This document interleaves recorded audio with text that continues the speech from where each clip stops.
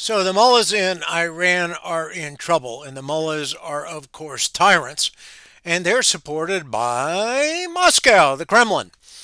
Tyranny is against God's law because tyrants rule for their own benefit and not for the benefit of the people. And in order for tyrants to rule, they have to lie. They have to put out lies. And another tyrant that Moscow supported, Kremlin supported, was Assad. And Assad, as we know, what was it, December of 2024, his regime collapsed. But he was another tyrant. And again, he can trace his roots and his support back to the Kremlin. Another tyrant is Viktor Orban in Hungary, and then Fico in Slovakia. All the little nationalist parties run around Europe trying to destabilize Germany and the UK are also backed by the Russians because they want tyrannies in those countries. Even if it's an ethnic nationalist tyranny, that's what they want. So it caused me all to ask a question: what is this thing Russia really all about? And I've done a little bit of homework on this, and it looks like it's all based on lies. Russia is the evil empire. It always has been, and it's based on lies.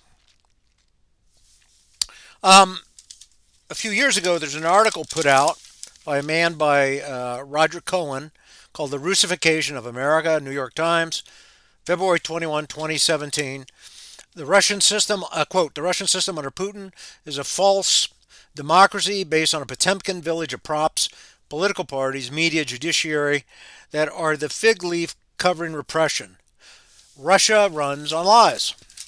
Well, the more I studied, the more I don't think that it's just because of Putin. It's because Russia is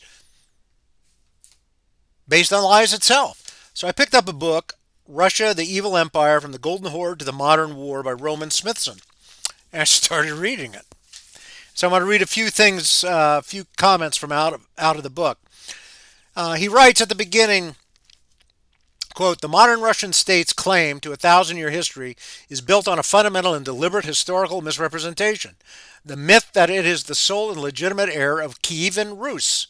This narrative, central to Russian national identity and imperial ambitions, is a carefully constructed fiction designed to appropriate the cultural and political heritage of Ukraine.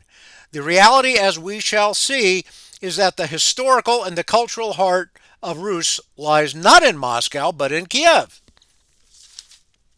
And Smithson goes on and says, unlike the Kiev-centered principalities, which maintain ties to European culture and European traditions, Muscovy's formative experience was one of political submission and collaboration with a foreign power, the Mongol Tatar Golden Horde. Muscovy's rise was not a story of heroic independence, but of strategic subservience. While other Rus principalities resisted Mongol rule, Muscovy's princes shrewdly embraced it.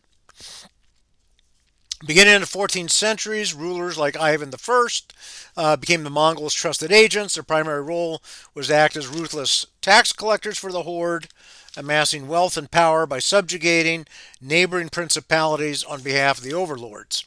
He goes on to write that the period of Mongol Tatar rule, lasting over 2 centuries, was not merely an external event, but it was a crucible that forged Muscovy's unique political system.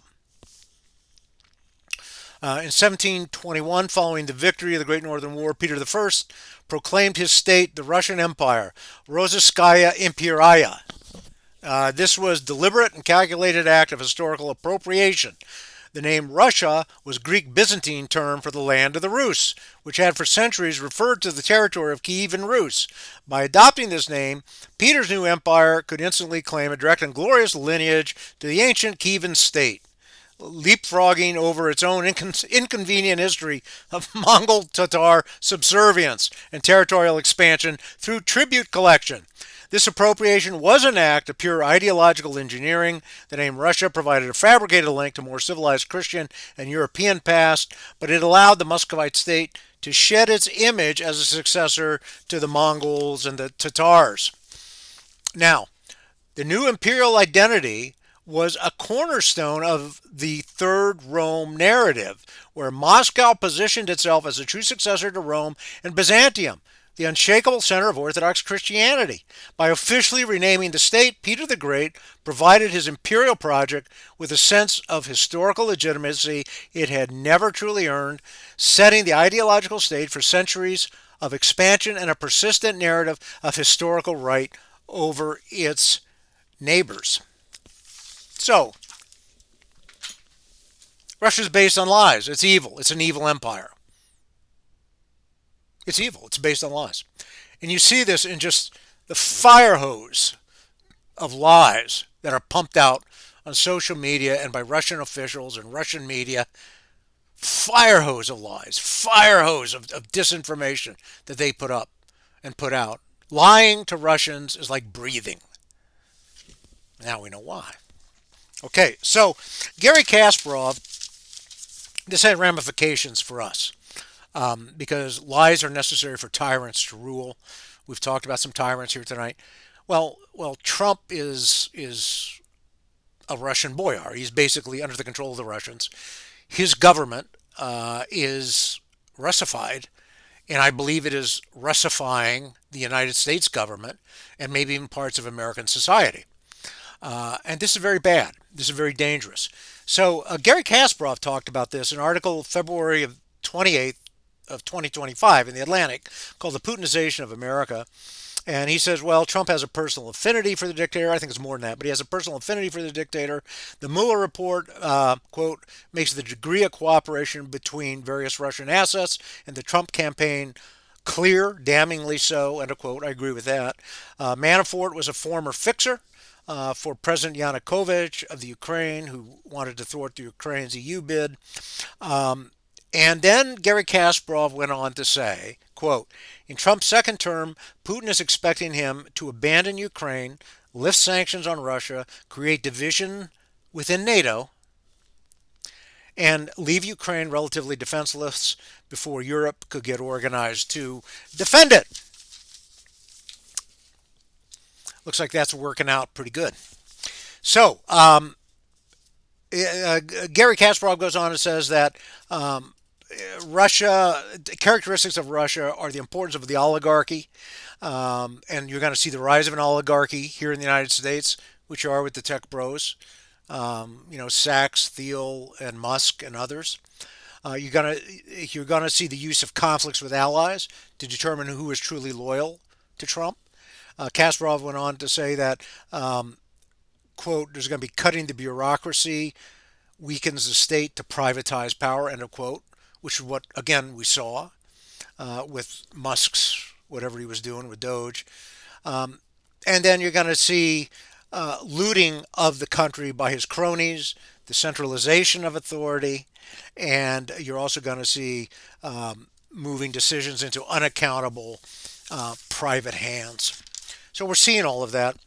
So I've done a little bit more homework to kind of get some idea of the characteristics of Russifications, the characteristics of the Russians, and it's all evil.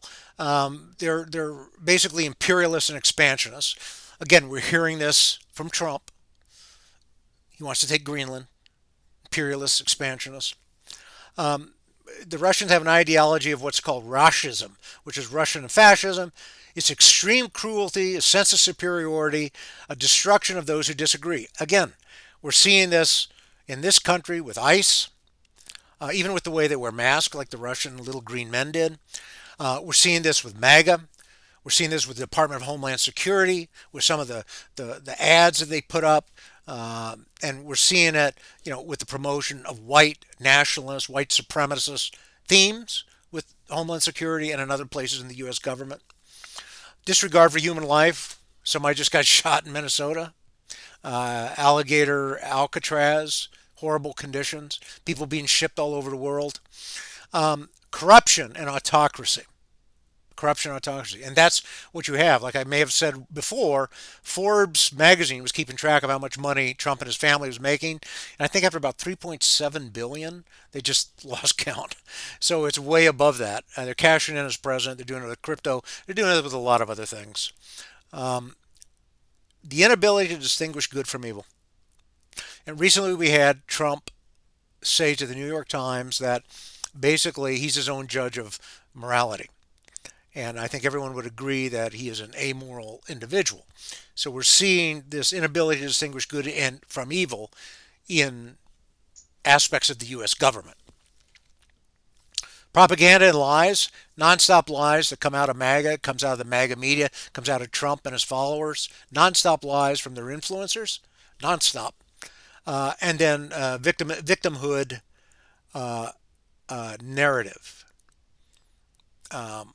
Victimhood narrative, which is what Trump just said, I think, actually today, that he's rolling back all the DEI regulations because white people have been victimized because of it. So this is the victimhood narrative that is being created here.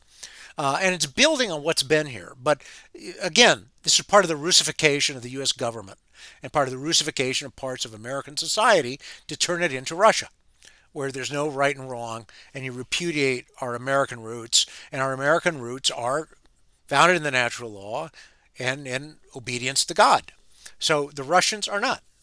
And this affects, what we do in the world too. Um, let's see.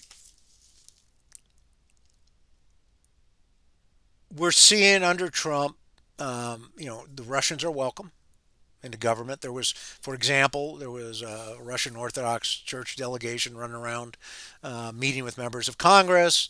Representative Luna from Florida has been visited by the Russian central banker, wined and dined by him. We're seeing authoritarian rule. We're seeing disregarding of democratic norms. Um, we're seeing an attack on human rights in this country, and we're seeing fear. And we're acting, the United States under Trump is acting irresponsibly on the world stage.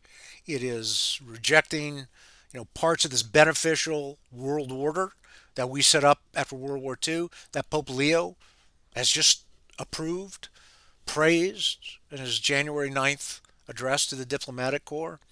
We're adopting Russian methods. I mean, one example that I read, and I don't have the reference right now, is this reliance on like private armies, private police forces. So we're witnessing the Russification of the U.S. government because the U.S. government is under the control of and sympathetic to the Russians. Um, and that is very sad. So we really have to take our country back, quite literally, from the Russians. That's it for tonight. Thank you.